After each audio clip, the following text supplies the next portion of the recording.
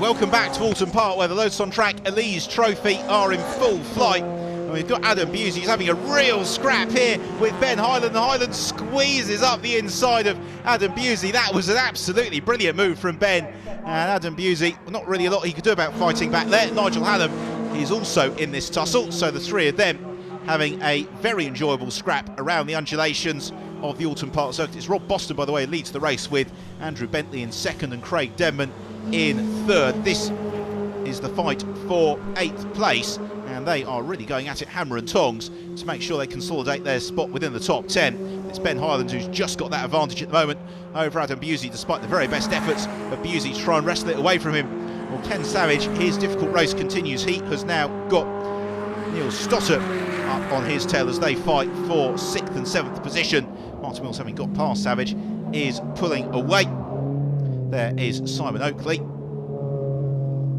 rounding Lodge Corner, and Simon well up inside the top 15 at the moment, so he is going very strongly as this race progresses. His next target is Will Price in the bright white car we just saw flashing through shot. Then there's Christopher Mayhew, and Chris again having a really strong performance. He's been plagued by mechanical troubles in recent years, but the car seems to be running very sweetly at Alton Park today, and he is putting together a very fine drive as a result. Back to the Ben Hyland, Adam Busey and Nigel Hannam battle. It remains in that order, although Ben Hyland, having thrust his way past Adam Busey, hasn't really set about pulling away from him from there. So Busey is right in his wheel tracks, so is Nigel Hannam, very much there or thereabouts. They ride over the curbs at Britain's, and Hannam sliding the rear of the car as he tries to stay in touch with Adam Busey as they crest Hilltop and then come down into Hizzies. And is Busey going to lose another slot here this time round? No, he's not. He doesn't get caught napping this time. He just moves to the inside of the road, makes sure there's no way through there for Hannam. But as he defends, it does give Ben Hyland the opportunity just to put a little bit out to himself and Adam Busey. More battles going on throughout the field. There is Jake Hodson in the 41 car. I think Jake possibly going a lap down, in fact, because there's Craig Denman and Martin Wills running right with him, and there's Ken Savage and Neil Stotter as well. No change in the order in that scrap. Here is the race leader then, Rob Boston. We're moving towards the closing stages of the race, and it has been an emphatic performance from Rob Boston. He really has looked so smooth over the course of this race, and he's really been the dominant driver this year in the Lotus on Track Elise Trophy, and it just remains to be seen whether, as we move into the second half of the season, where a couple more drivers we don't see as often as we should in the series come and try their hand to see if they can hold a light to Rob Boston, because at the moment he is absolutely dominating proceedings here at Alton Park. But that's a very unusual line over Hilltop into Hizzies, almost a defensive line. I just wonder if he might have a slight problem beginning to develop here, because Rob Boston, having said he was looking very smooth, that was an unusual line into Hizzies, was then maybe not quite as rapid through Hizzies as we'd expect to see. Can't hear anything that's too wrong with that number 9 car. We'll keep a check on that and see how it progresses. In the meantime, though, Ken Savage has seen off the advantage to Neil Stotter for the time being. So Stotter circulates now probably about 1.5 seconds back from Ken Savage. The pair of them having a good scrap. So here is Boston, and he is definitely slowing as they go into Lodge Corner, and that is more than just premature braking, keeping the car in check. So Boston cruises through Lodge. Now, will he head into the pits, or will he try and make it round another lap or so and hope the checkered flag comes out? He crawls up Deer Leap, and he's going to go in the pit lane. So Rob Boston, the long-time race leader, is out of the race in the closing stages. Dramatic stuff. It promotes Andrew Bentley to the lead of the race. It means that this fight between Warren Scott and Craig Denman switches from being the one for 3rd position now to the one for 2nd place. So here is the new race leader, Andrew Bentley. And Bentley, over the past couple of laps, has been backing off, settling for 2nd. He now finds himself thrust into the lead of the race. And he's got hard charging Scott and Denman not too far back. There is Ben Hyland and Nigel Hannam. So what has happened to Adam Busey? He's disappeared from that scrap. So I wonder whether he has had a slight moment somewhere out of our sight. They continue to squabble. So there is the race leader, Bentley. What about the fight for 2nd? It's Warren Scott, who has just got it at the moment from Craig Denman, but Denman has only recently been passed by Warren Scott, so he's going to be looking to fight back as quickly as possible. He closes up onto the tail of Scott into Shell Oil's corner, but he can't find a way through there. Takes a slightly higher line though through the banking and then accelerates out of the hairpin, short sprint along towards Britain's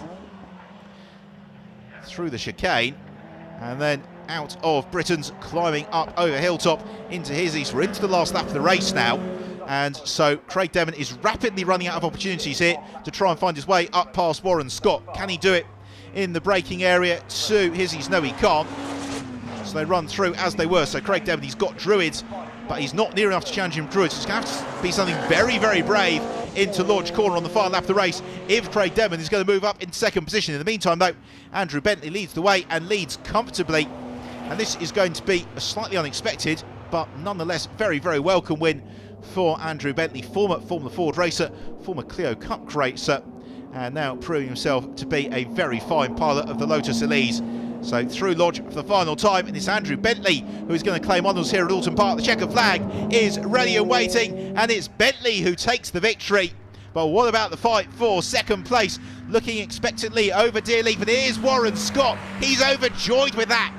Punchy there with delight, he takes second, and then a fine third place for Craig Demon, who completes the podium, and Warren Scott, it's going to take him a long time to live that down. So let's take a look at the final results.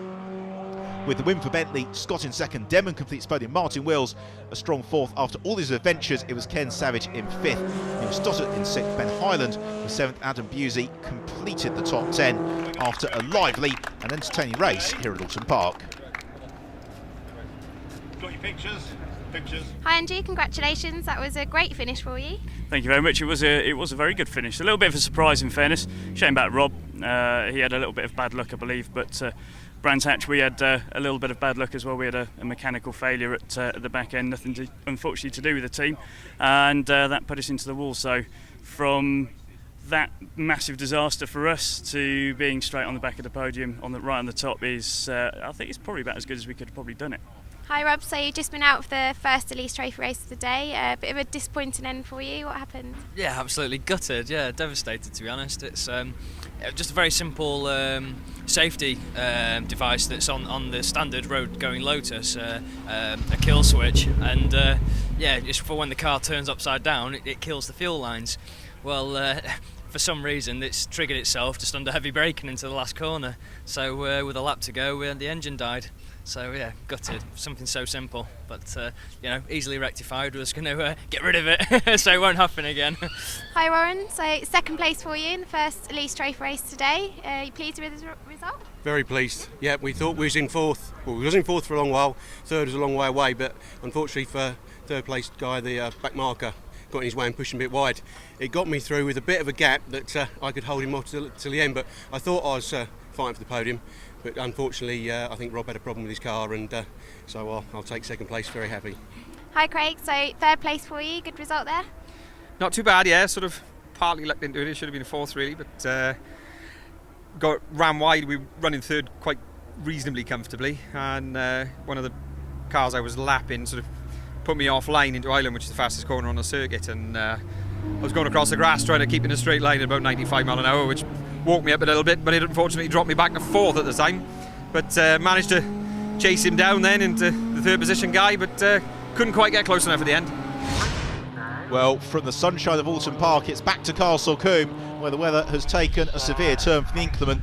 The rain teeming down, and the conditions facing the drivers very, very different to the ones that we saw a little bit earlier on. Hardy spectators, though, looking forward to the action on the spectator banking overlooking Camp Corner. The grid is a reversal of the top 10 from qualifying, and that means that Phil Stratton-Lake lines up in pole position with Ben Highland alongside on the front row of the grid.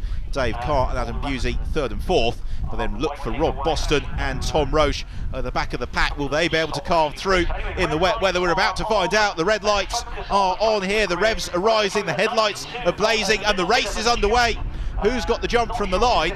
Well, siving through. Look at that, Rob Boston, the blue number 9 car. He's gained about 3 rows already by the time they arrive into Folly, and he jumps from 10th to 3rd by the first corner.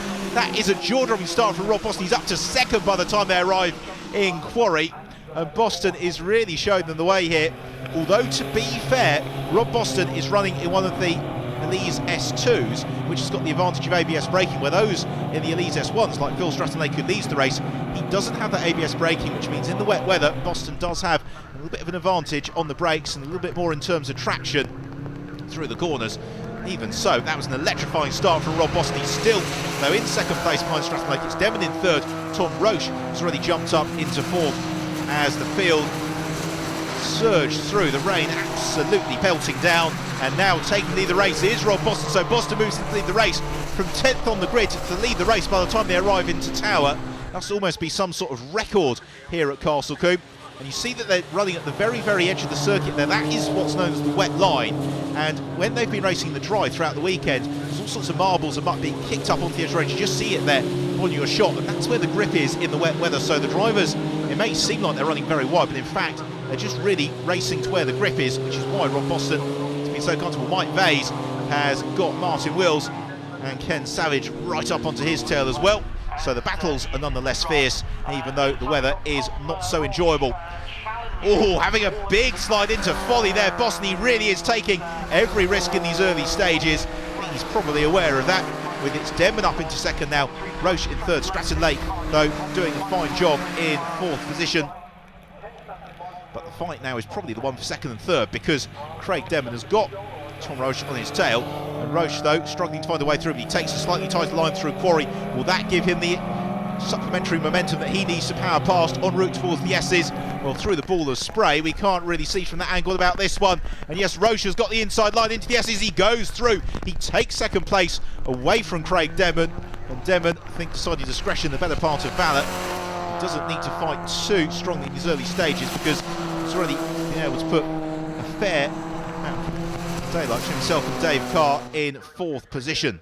So there is Carr in the number 30 car. He has got Phil Stratton Lake closing on his tail. So Stratton Lake, having had a very strong first lap, just begins to drop down the order a little bit as this race begins to get underway. Jake Hodson also showing strongly in this wet weather, as is Mike Vase.